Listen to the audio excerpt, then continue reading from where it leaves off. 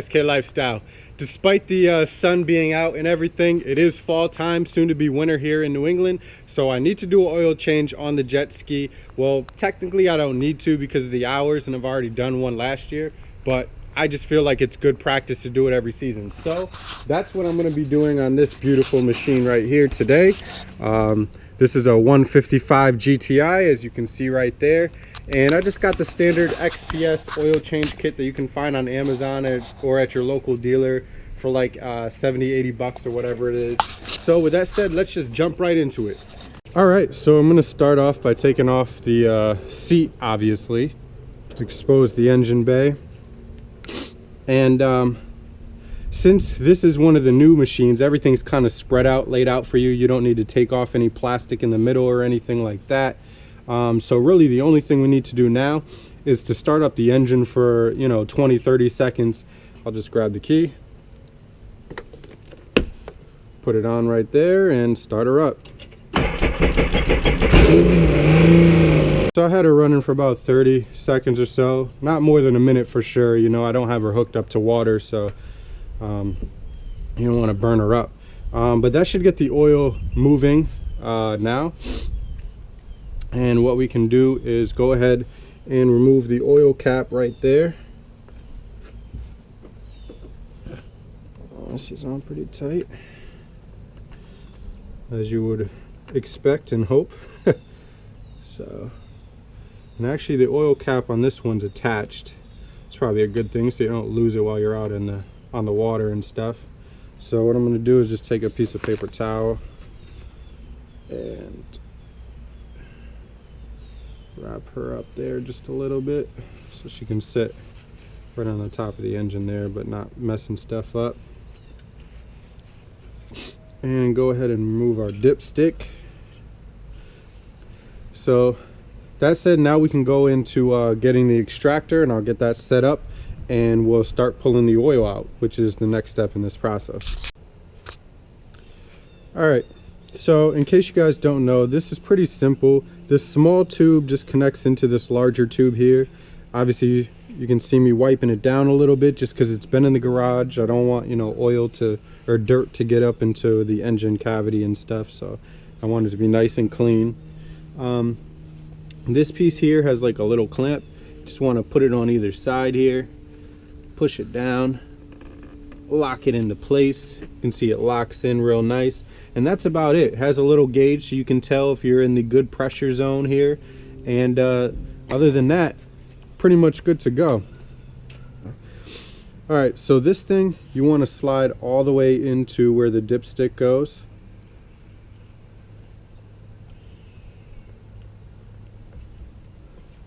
And you want to go all the way till it resists. You can feel it. It'll stop. And really what's a good idea is to kind of mark your tubing. And I might do that next time. I think I'll just make a little notch in my nail there. But you can feel where it resists. You want to make sure it's all the way at the bottom. And then you just want to start pumping. And you can see over here, we're starting to build pressure. And you can see the oil starting to come through the tube. Nice and black. That's what we don't want in the engine anymore. You can see the pressure going. And the oil's starting to come. And I'm still in the green. And it's starting to fill up into the tank. So this is going to run, and hopefully we should get as much oil as we can out of the engine. Then we're going to start it up one more time and then do this step one more time just to get all that we can. And I'm just going to let it run. I'm not going to sit with the camera on just because it may take up to 10 minutes or so. But I'll cut back on once we're just about at the next step.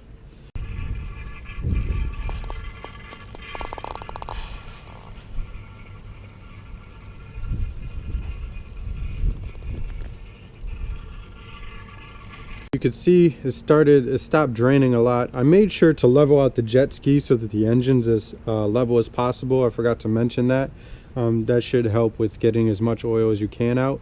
Now what I'm going to do is, I've seen this before, just throw it on, grab the throttle, and start the engine for about 10 seconds.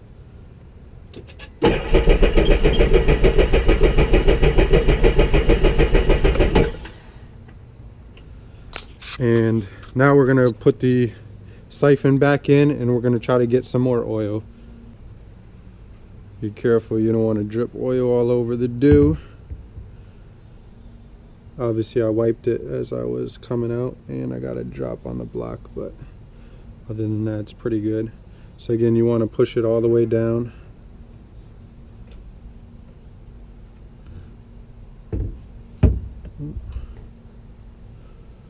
And I'm gonna go ahead and siphon some more. And you see that?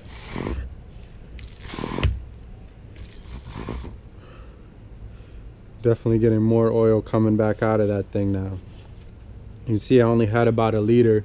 I'm expecting to get about 2 liters, maybe 2.5. Same thing, it's almost 1-to-1 for quarts, just a little less for liters, but so, you know, about 2.5 quarts, about 2.5 liters kind of deal. It's not perfect science, but it should be around there. All right, so we're still going here. Like I just showed you, you want to depress the throttle and start it. Let it run for about 5 or so seconds, and then put the oil tube back in and start siphoning some more. I've done this about 3 times, and it is pulling out more oil each time. I'm probably going to do it another 2 or 3 times at least. I want to get as close to at least 2 liters as possible out of this machine. And from there, then we'll go on to the next step, which is changing out the oil filter and putting it back on, and pretty much good to go from there. So see you in a bit. SK Lifestyle. All right, so I think we hit the end. I've done that start and stop process about 5 times, and you can see I got a pretty good amount of oil. Where's the let's see, over here, here's the 2 liter mark, there's the 3 liter mark, and we're right in the middle. So I got about 2.5 liters, just shy of 2.5 liters out of there, or 2.5 quarts. I'm gonna go ahead and take off this oil cap and filter, take it out. It's on there nice and tight, I'll tell you that. And you will need probably like a flathead or something as well. So I'm gonna grab one of those in a second, and then we'll pop this baby off. All right, got a screwdriver.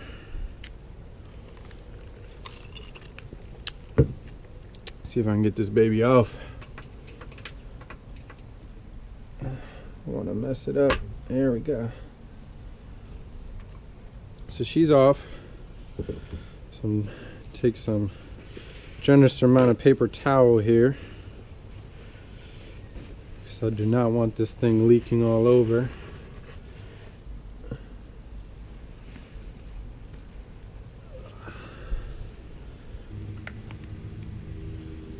All right. So it's easy. If this feels like it's stuck on there, just wiggle this a bit and it'll just pop right off. So we want to go ahead and take off these O-rings. There's the big fat one, little skinny one goes up top, as you can see.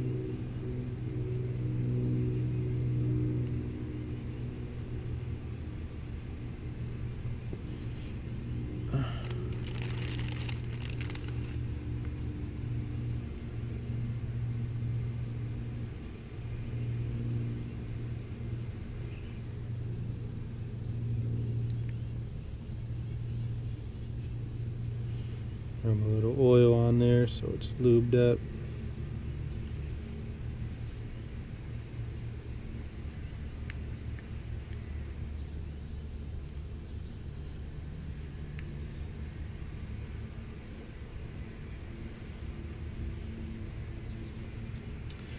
And just got to throw on the little one as well.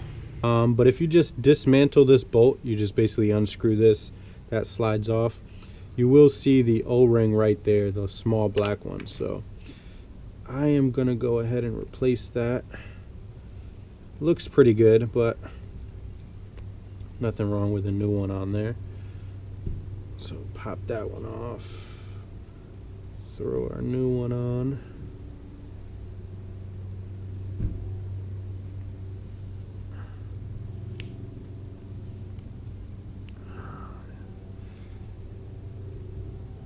guess I should expect it to be a little stubborn since it's new. Get it flush with the top. So I'm gonna go ahead and slide that back down in there. Put this piece back on and run this bolt.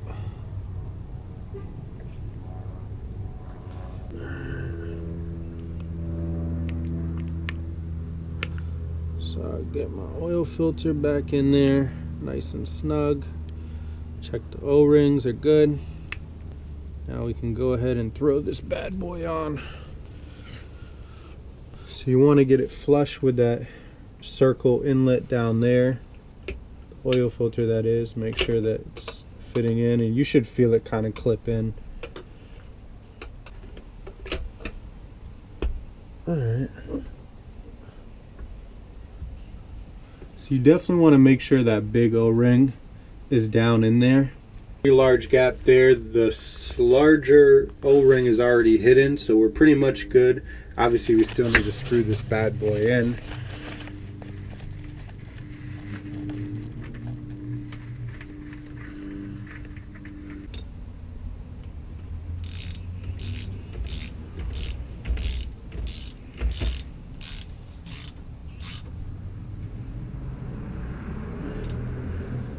It's pretty well tight on there.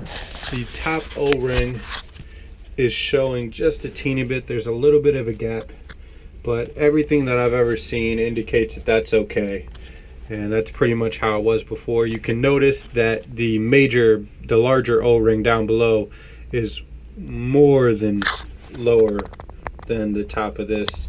It was already in there when we started ratcheting it down. And so we are good to go. Alright, so we had to take a little break out. Like I said, we just had the wood delivered. So what I'm doing here is just breaking off a piece of tape, and I'm just gonna put it, make sure I'm at a level state here,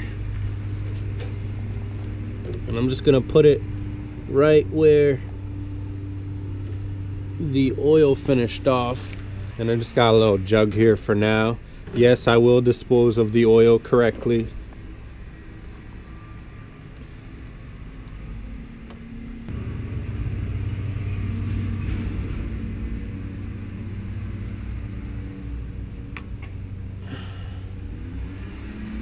That's pretty good. Set this down with some newspaper. There we go. Now I'll just go ahead and pour this back in here.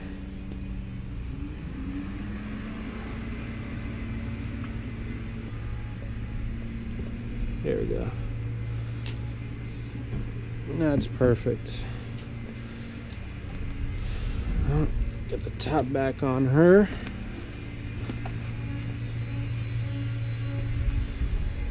And do a little cleanup here. Now I just need to get a funnel. And what we're going to do is leave this open so that we have some airflow going on. You don't want to create any kind of pocket. So I'll get the funnel, I'll get that set up. Because it's going to be kind of awkward, and then start pouring our oil back in. Alright, so I got my funnel. You can see it's still pretty clear. So even though there was some of that black oil left in here, like I said, there's still a lot left in the engine. It's not like the engine's perfectly clean and now, you know, I'm adding back in some clean oil mixed with some dirty oil. It's already going to be that way anyway. Alright, that's about it.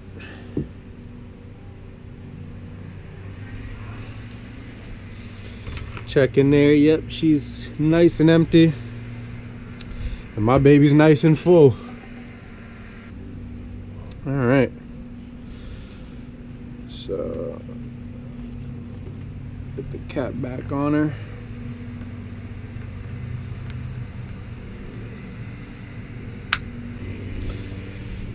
And grab our dipstick.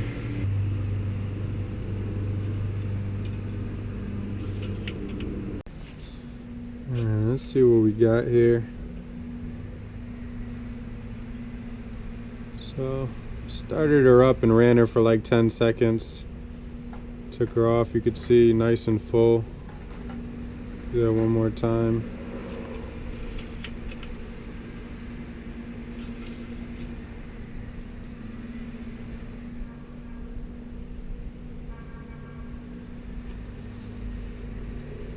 Yeah, I got oil all the way up to the close to the high mark there. So it looks like we're pretty much good to go. And then the only other thing I'm going to do is spray down the compartment with some XPS spray. Alright, so just a quick recap. Don't mind the marks on my head. It's from the headset with the GoPro. So we did our oil change. Hopefully you saw you know, some of the little issues that you have along the way that I had. It's just typical. That's why I want to do it for you guys. Not just another video for SK Lifestyle, but for all the people that watch, especially for the jet ski lovers. You know, I like to do things so that people see, you know, what really happens when you're trying to do stuff. There are a couple issues along the way, like getting the oil filter fitted back in. You just want to take your time, make sure it's pressed in right. Know that you can have a little bit of a lip, not too much. Again, you want to make sure that the big O-ring is down there, but if there's a slight little silver line that you can see, you're good. Knowing to keep starting the jet ski when you're trying to get the oil out, holding the throttle and pressing the start, letting it try to start for like 5 or 6 seconds, and then continuing to siphon afterwards. That very much helps. Oh, and the mini O-ring on the bolt section of the oil filter cap, that the little O-ring is all the way at the top. I know some older jet skis you might see that there's one for down at the bottom. So yeah, hopefully it was helpful. Let me know in the comment section down below. As always, SK Lifestyle will get back to you guys. I'd like to say I was going to have a winterization video, but I'm just so busy right now, and the weather is, or the temperature is dropping dramatically fast. So I'm probably just going to bring it in to get it winterized. I don't want to go a ton of days while it starts dropping into the freezing temperature, and you know what I mean. I just don't have the time to go get the stuff that I need and then pull it back out here. And if I do it, I'm going to want to do a video, so I'll make sure I get that for next season. That said, I got a little bit of cleaning up here to do, and some stacking of some wood to go do, and then maybe I can order some pizza or something and take the rest of the day off and relax a little bit, because it is Sunday and I'd like to, you know, maybe sit on my couch for a little bit, not be working all day. Yeah. Anyway, SK Lifestyle. See you guys next time.